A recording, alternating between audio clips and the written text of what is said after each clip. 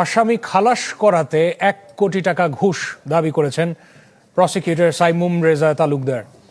আওয়ামী লীগের সাবেক আলোচিত সংসদ সদস্য ফজলে করিম চৌধুরীর পরিবারের কাছে টেলিফোনে এই টাকা দাবি করেছেন তিনি, এমন দুটি অডিও চ্যানেল 24-এর হাতে এসেছে।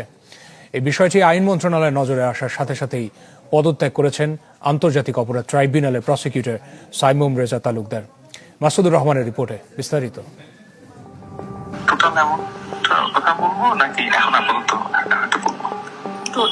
আপাতত বলো, কারণ অ্যারেঞ্জমেন্টের ব্যাপার থাকবে, অসুবিধা নেই। বলো ভাইয়া। জুলাই গণ অভ্যুত্থানে চট্টগ্রামের কলেজ ছাত্র ওয়াসিম আকরাম হত্যা মামলায় ঘুষ চাওয়ার অডিও এটি। খোলামেলা কথা হয় অর্থ লেনদেনের প্রক্রিয়া নিয়েও। রাতে এটা নিয়ে আলাপ করবো না। মূল জিনিস হচ্ছে যে বর্তমান চিফ প্রসিকিউটর অনেক ভালো লোক, রিজনেবল লোক, ঠিক আছে। তারেক আব্দুল্লাহ, মইনুল করিম আর নোমান এবং আমি এবং চিফ প্রসিকিউটর এবং জোহা সবাই একসাথে বসা হবে। তো তখন ওরা যদি বিপক্ষে বলবো, আমি পক্ষে বলবো।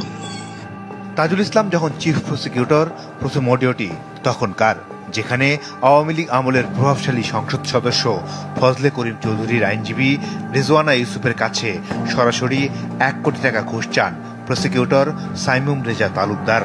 আমি একটা বন্ধুকে একটা হিন্টস দিয়েছিলাম যে বলছিলাম যে যদি আলটিমেটলি একটা ব্যবস্থা করা যায় তাহলে সব মিলে মানে আমার একটা এত ওনার ব্যাপারে আমার একটা এক্সপেকটেশন থাকবে যে এক্সপেকটেশন থাকবে। হ্যাঁ, তারপরে সেটার মধ্যে ভেঙে ভেঙে সেটা যেটাই হোক এখন 20 এখন ভেঙে ভেঙে সেটা হইল। আমিনুল ইসলাম চিফ প্রসিকিউটর হিসেবে নিয়োগ পাওয়ার পরও পুরো টাকা পাওয়ার নিশ্চয়তা চান সাইমুম রেজা। সেই সাথে বিএনপির সংসদ সদস্য হুম্মাম কাদের চৌধুরী ও পার্বত্য চট্টগ্রাম বিষয়ক প্রতিমন্ত্রী মীর হেলালকে দিয়ে তদবিরের পরামর্শ দেন সাইমুম। আমাদের থেকে আমি পজিটিভ বলবো, ঠিক আছে। আশা করি রিজনেবলনেস উনি বুঝবে। ওকে, বাকিটুকু দেখা যাক কি হয়। আমাদের থেকে আমি ট্রাই করবো। হ্যাঁ, অ্যাডভার্সারি তো আছেই, হ্যাঁ, কিন্তু কিছু তো করার নেই, আমরা তো ওদেরকে এলিমিনেট করতে পারবো না। কিন্তু news prosecutor is very reasonable, হ্যাঁ, এবং উনি সাহসী, যেহেতু ওনার দল ক্ষমতায়, উনি যে কোনো ডিসিশন নিতে পারবে, সেটা নিয়ে সমস্যা নেই। ওনার শুধু একটা সাপোর্ট লাগবে। সো উনি যদি মনে করে যে he is innocent and if get support from my side, BNP কারোর দিক থেকে বর্ণনার ব্যবস্থা করেন ইমিডিয়েটলি, ঠিক আছে। আচ্ছা, ওকে, ঠিক আছে ভাই। এটা আপনারা আগে থেকে এনশিওর করে রাখেন, হুম্মাম অথবা মীর হেলাল। হ্যাঁ, আমি মন্ত্রী টাইপের বলে রাখেন। আমি কি আসলে আপনাদের থেকে কোনো পার্ট পেমেন্ট যাবো কিনা, না একবারই পরে যাবো, কোনটা ওয়াইজ হয়, কোনটা হলে বেটার? এগুলো কাজ হয়ে যাওয়ার পর হলে বেটার হয় না? আগে রেজাল্ট হোক। আমার তো ফাইন্যান্সেস আমার সাইড না ভাইয়া, সো এটা আপনি আর চাচি এমনি জিজ্ঞেস করছে যে আপনার কাছে কখন যাবে। প্রাথমিক পরীক্ষায় অডিও দুটি সাইমুম রেজা তালুকদারের বলে নিশ্চিত হয়েছেন তদন্ত কর্মকর্তারা।